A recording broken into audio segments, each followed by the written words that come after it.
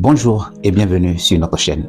Je vais vous faire écouter quelque chose. Je vais vous faire écouter un texte. J'ai fait lire ce texte à un Américain et le même texte a été lu par un Britannique. Et vous allez voir la différence. Écoutez très bien, souvent ce n'est pas perceptible. Water. This is better. Drinking it will make you feel calmer. You will also be happier. Take it from the pod. Use a container with color. It literally means keep what you have got. Go to Italy. Water. This is better. Drinking it will make you feel calmer. You will also be happier. Take it from the pod. Use a container with color. It literally means keep what you have got. Go to Italy.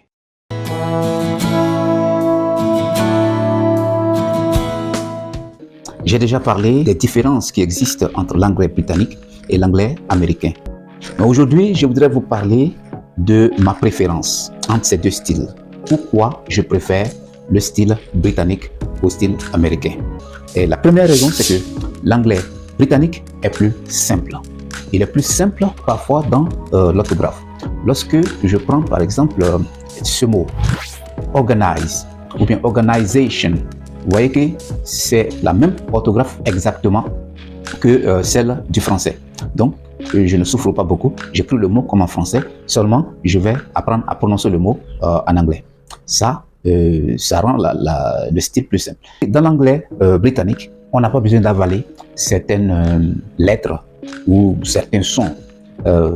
Par contre, dans l'anglais américain, dans le style américain, il y a des sons qui sont carrément avalés.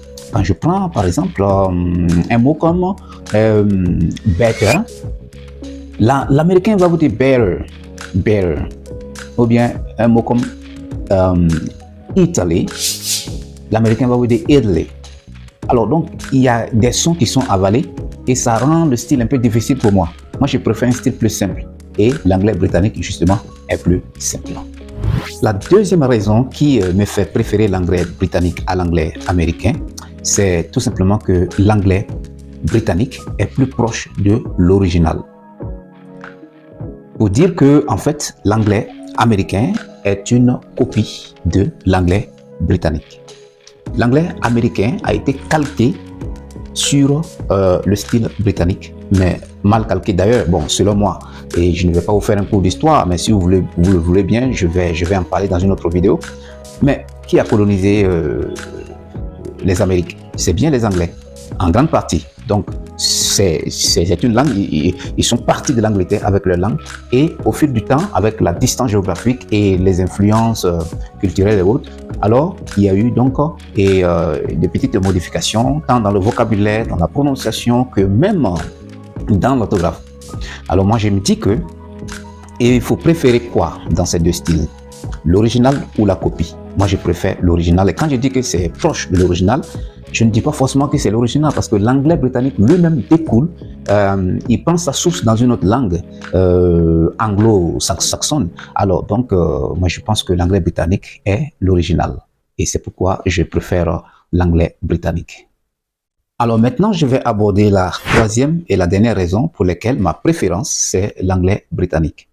C'est tout simplement que tous mes amis, en tout cas la majorité de mes amis anglophones, ils parlent le style britannique. Parmi mes professeurs, parmi mon entourage, mes amis, au téléphone, un peu partout, alors c'est l'anglais britannique qui m'a le plus influencé. Et vous savez bien que on finit par parler la langue qui nous influence le plus.